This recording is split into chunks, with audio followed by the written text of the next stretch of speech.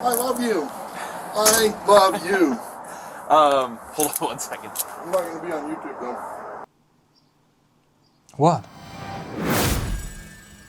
And with that, welcome to part 3 of our ongoing coverage of the Reckless BAM scandal. Now, at this point, you are probably familiar with Bricks and Minifigs, right? Sorry, that's an accent thing. They've been parting ways with Joshua Johnson and Brendan Best, and I think we can all agree that this is probably just Ammon trying to find an additional scapegoat, right? Alongside Crystal, who he already threw under the bus multiple times. After all, this is the image of Joshua Johnson we all have now. I'm notoriously bad at writing. I might need another paper.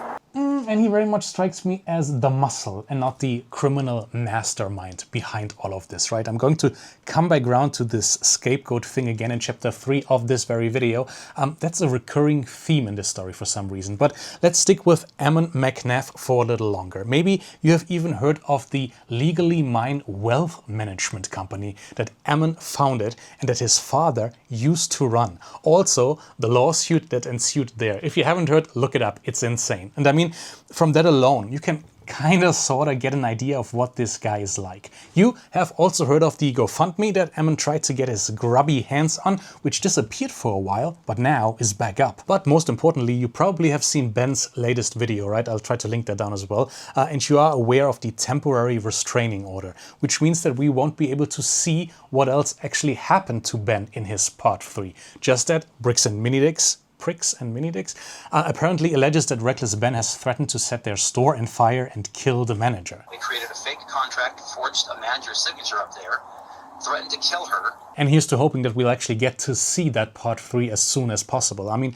after all, it's called a Temporary Restraining Order. Maybe the courts can work something out. I would love to have that published and actually take a closer look at what Bricks and Minifigs did there. I'm sure they are going to release their video anytime soon, right? I mean, they have cameras in all their stores. If they're claiming something like that, they must have it on tape, right? It's kind of sus that they haven't yet released that, but I mean, we're just gonna have to wait for that, I guess. Until then, why don't we look at some more of the unredacted footage and figure out who exactly those Mormon cops are getting in bed with in this story, and what's in store for everybody involved in Utah beyond this realm in chapter 1. Welcome to the Void. Now, I'm sure you are aware by now that in Mormon theology, right, there exists a place known as the Outer Darkness. And if you've spent any amount of time following the ongoing Bricks and Minifigs saga, you probably heard that term thrown around repeatedly over the past few weeks, usually by people who have only a vague understanding of what that actually means, right? I used to be one of those people, but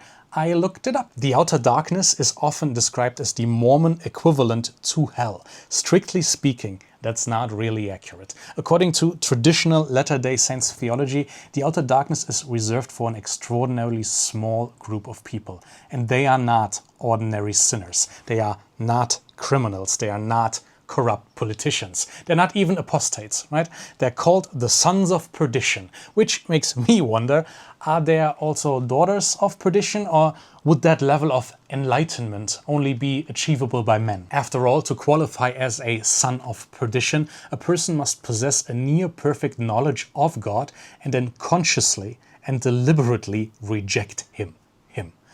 Seems a tad sexist, but I think we all agree that tracks. Regardless, if we're being theologically precise, almost nobody ends up in the Outer Darkness. Not the people we're going to discuss in this video, not according to Mormon doctrine. The more relevant concept is something called spirit prison, and conveniently that is already police-themed. Coincidence? Yeah, probably. Now, spirit prison is not a place of eternal punishment. It's a place of accountability. A place where souls are confronted with the consequences of their actions. A place where wrongs are acknowledged and ideally corrected, right? Now, obviously, whether you believe any of this, that is entirely up to you. I'm not judging personally. I don't, but I don't care. I just find the idea interesting, right? Because regardless of your religious beliefs, every functioning society requires some version of the same concept, right? Accountability. The expectation that public officials will be held accountable for their actions. The expectations that authority comes with obligations. The expectation that power should be subject to scrutiny. So let's look into that in chapter 2, Spirit Prison. Now there's a bunch of stuff that can actually land you in Spirit Prison. For example, bearing false witness. One of the oldest prohibitions in Jewish Christian tradition is thou shalt not bear false witness. In modern language, don't knowingly make false accusations. Don't knowingly provide false information. And don't misrepresent facts, Josh. He's saying that he had $200,000 worth of Star Wars Legos. He didn't. No, he did not. He is very adamant that he wants to serve you with papers. Okay. That's fake. They have fake service papers. I don't know if there's an actual case right now. There's not. Like, they printed up a fake lawsuit, you know? I want her arrested for impersonating the process server. So I can't go print up fake documents and go try to process serve people. That's illegal. Have you two been to court before? No, he can't. No. Okay, you've never been to court with him. No. So these papers that he printed up are Fake. fake. Yes, 1 billion, trillion, gazillion %. Or Never anyone been to court. associated with Nobody's ever been to court. What He was had the reason behind your store closing this month? his harassment and You guys shut vandalism. it down. You see, just here, the problem is that Officer Sunbot later calls Oregon himself. And what does he discover? Thank you for holding. How can I help you? Trying to speak with someone to verify if a case is, just verify if a case is real. Yeah, looks like a real small claims case in our court. No, maybe Josh was mistaken, right? Maybe he genuinely believed the lawsuit was legitimate. Maybe he knew about the mistake that Ben made when he wrongly sued the incorrect LLC, right? That's possible, but then again, why doesn't he mention that? We all know the lawsuit existed, right? The court case existed, and the process of serving papers was real, and so is judging before knowing. Another principle that appears throughout Mormon theology is the importance of seeking truth before passing judgment, which I know that kind of sounds obvious, right? But at least in Utah, it apparently is surprisingly difficult in practice. You see, human beings are pattern-seeking creatures, right? We see and want to see faces in everything. We like explanations, we like certainty, and perhaps most of all, we like believing that we have figured people out. The problem is that investigations do not work that way, at least they're not supposed to. Whether you are conducting a scientific study, writing a news article, investigating a crime, or simply trying to understand a conflict between two people, right? The process is generally the same. You gather evidence, you evaluate competing explanations, and only then you draw conclusions. If you reverse that order, the evidence stops guiding the conclusion and starts serving the conclusion, the one you've already constructed in your mind. That is one of the things that I find most striking about these recordings, right? Long before many of the underlying claims appear to have been independently verified, people already seem remarkably certain about what is happening. Not just what Ben is doing, but why he's doing it. We hear repeated claims that he's only interested in views and in likes, and I mean, you've seen his videos, right? Does he really strike you as that kind of person, or that he's only interested in money? They're all convinced that Brian is paying him for his investigation, or that he knows he does not have a case, that he is running some kind of extortion scheme. But those are not observations. Those are interpretations, and they require assumptions about motives, about intentions, and knowledge that nobody can directly observe. One of the recurring themes throughout Mormon teachings is the warning against judging the hearts of other people, right? Human beings can observe actions, we can evaluate evidence, we can determine whether specific claims are true or false. What we generally cannot do is look inside somebody's head, or in fact their heart. And we just can't know with certainty why they are doing something. And yet that certainty appears everywhere in these recorded conversations, right? People do not merely believe they understand Ben's actions. They appear convinced they understand his motives. They know why he's filming. They know why he's traveling. They know why he's pursuing this case. They know what he hopes to gain from it. That level of confidence should make anybody uncomfortable under any circumstances, especially when many of the central facts of this dispute were still being actively investigated at the time these statements were made. But there's more. Don't worry. So let's talk about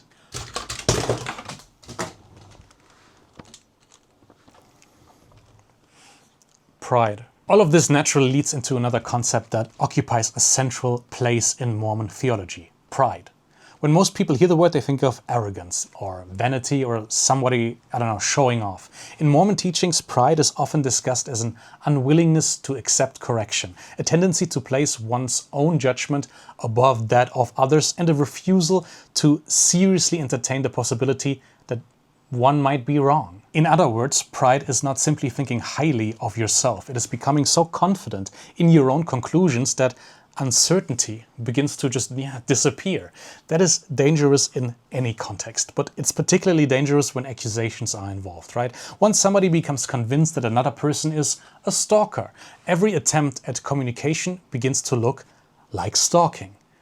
Once somebody becomes convinced that another person is running an extortion scheme, every demand for compensation just begins to look like extortion. Once somebody becomes convinced that another person is acting in bad faith, even ordinary actions can start to appear sinister. When evidence no longer functions as a tool for discovering the truth, it becomes a tool for confirming what one already believes. Now, I'm sure you've already suspected this, right? But obviously, Mormon theology itself repeatedly warns against exactly this kind of certainty. It warns against assuming knowledge that one simply does not possess. It warns against confusing belief with proof. And it warns against allowing confidence to replace humility. Given the events that follow, those warnings feel surprisingly relevant. But once you're down that slippery slope of allowing pride to guide your judgment, why not dabble in unrighteous dominion? One concept unique to Mormonism is something called unrighteous dominion, which is pretty much self-explanatory, right? Authority becomes corrupted when it is used improperly. Whether that authority comes from government, from business, from law enforcement, from religion, doesn't really matter. And that brings us to one line that I think immediately caught all of our collective attention. All of the different things, like there's got to be something to arrest them and send a message that this is not appropriate, this is not okay. Ammon is obviously not interested in what actually happened. All he's trying to do is make sure that Ben lands in jail. But sure, let's play devil's advocate here for a second and, I don't know, give him the benefit of the doubt. Maybe he's simply frustrated. Maybe that's a business owner watching friends and employees become increasingly distressed. But if you take that side or not, this is a revealing statement in the light of their faith, because it focuses on the outcome first, the arrest. Am I being arrested? Yeah, I'm being arrested now. Stop. Really? This is my first time ever being arrested. And only then on the justification, which brings us directly to accountability. And this is where spirit prison becomes relevant, not because I'm claiming anyone is going there. I don't know that. And again, like all religion, this is just make-believe. It's all rooted in 2,000-year-old fan fiction. It doesn't matter. I'm not actually interested in anyone's eternal fate. We're talking about this because accountability is the entire point. It's not about whether someone is Mormon or a police officer or runs a business. The question is whether people in positions of authority are willing to be held accountable when the facts don't support the story they've been telling. And as this investigation continues, that question becomes harder and harder to avoid. Like, letting them go cannot be an option here, guys. So what I think we actually have here is an attempt at something much grander. Strap in, boys and girls. Chapter 3 is a doozy, and we shall call it the folk devil. Now, there's a concept in sociology, it's called the folk devil, which in and of itself was coined by sociologist Stanley Cohen while he was studying moral panics. But the idea is actually, it's much older than that. It's arguably as old as civilization itself. A folk devil is a person or a group that becomes the symbolic embodiment of a problem. They stop being an individual and instead become an explanation. At first, the accusations are limited. A person breaks the rule, causes trouble, makes people uncomfortable. But if the tale of the folk devil is permitted to go on, more and more unrelated concerns become attached to the same individual. And I'm sure you can already think of plenty of examples for that. Eventually, they stop being a person. They just become a threat, right? And once that transformation occurs, every new piece of information is interpreted through that lens. But fittingly, there are other older concepts than the folk devil, much older. The need to find somebody to blame is as old as time. And one of the oldest explorations of that idea, you guessed it, appears in the Bible. To be specific, in the book of Job. Funny story, this is a famous German novel about Job, right? Which has been adapted for the stage, and I, back when I was an actor, played the son of Job in my final production at Schauspielhaus Salzburg, which is the theater I used to play at. Full circle. Back to Job. The biblical Job suffers catastrophe after catastrophe. Maybe you know the story. He loses his wealth, he loses his family, he loses his health, and his friends immediately begin looking for an explanation. Their reasoning is simple. Something terrible happened. Therefore, Job must have done something terrible. There has to be a cause, right? There has to be a guilty party. There has to be a reason. And throughout the book, Job keeps insisting that things are not that simple. What makes that story remarkable is that the audience knows something Job's friends do not. They are wrong. They are constructing a narrative first and looking for evidence second. And that's the danger. Does that remind you of someone? The thing is, human beings are exceptionally good at building stories. That's just what we do. But maybe, just maybe, once you get to serve as a police officer, maybe try to suppress that part of you. But the AFPD went the other way and, like all good sheep, simply decided to follow Ammon's narrative. And once we as human beings decide who the villain is, every new piece of information starts reinforcing that belief. Every coincidence becomes suspicious. Every action becomes evidence. Every unanswered question becomes proof. And when I look at any of these recordings, I keep seeing the same pattern emerge. I am interested in the process, the mechanism, the way narratives evolve. At the beginning of this story, the AFPD openly admits they do not know who's telling the truth. Again, I don't know all the specifics. I don't know why this whole thing has been happening between the two of you. I'm getting two different stories from each one of you. What is he possibly saying? He's saying that he had $200,000 worth of Star Wars Legos. He didn't. No, he did not. Now that is a perfectly reasonable position, right? Two stories, two competing narratives, an unresolved dispute. But listen to what happens next. Mr. Schneider is just a YouTuber that got a hold of the story and then went to this guy and said, hey, if I can harass these guys and if I can do some stuff and get some money out of them, will you pay me some of that money? They're using electronic communications to stalk and harass our staff pretty aggressively. He's trying to put all this stuff together to put together an additional extortion attempt on us. Because they're continuing to use, like additional tactics and other things like that, thinking that they're being cute and whatnot, to just harass and continue to try and extort money out of them. They're doxing people, they're doing things to try and generate hate and online, so they're actively spreading falsehoods online. And he was the one who vandalized the store over the weekend. They're doing all sorts of things just to extort money out of us. There's got to be something for cyber stalking, bullying.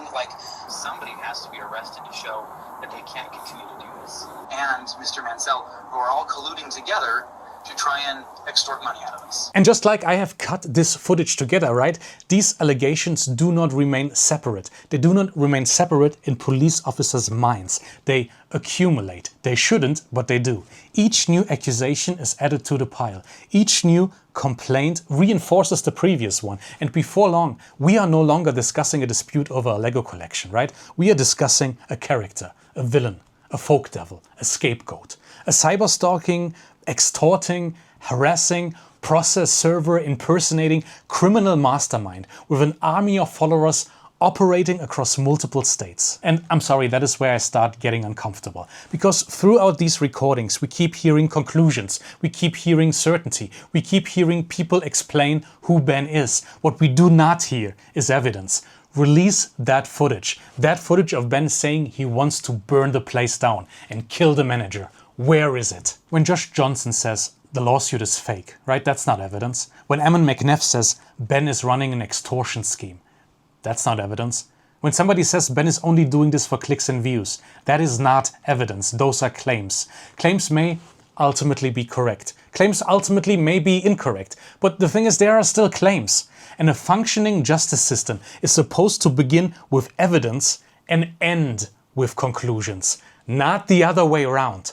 Because once somebody becomes a folk devil, every new fact gets interpreted in the least charitable way possible. Every action becomes suspicious. Every interaction becomes evidence. Every coincidence becomes a pattern. And once that process begins in your mind, it becomes remarkably difficult to distinguish between what a person actually did and what people have come to believe they are capable of doing. Now, AFPD, look, listen, think, get your act together. Follow the example of your brother or sister who released the unredacted footage. You do not want to go to spirit prison because of some scammers, right? Instead, what you want to do is go and become a channel member and achieve Renter Supreme Plus status like Luke Highwalker 8900 or my Patreon Fridge. If you enjoyed this video, please help out the algorithm, right? By leaving a like down below, sub to the channel if you haven't, and I'll see you very soon.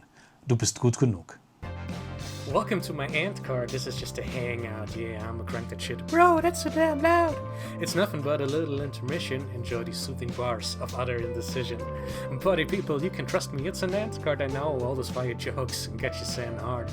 It's an ant card. This shit ain't some voodoo, bro. I know you want to stay, but it's time for you to go.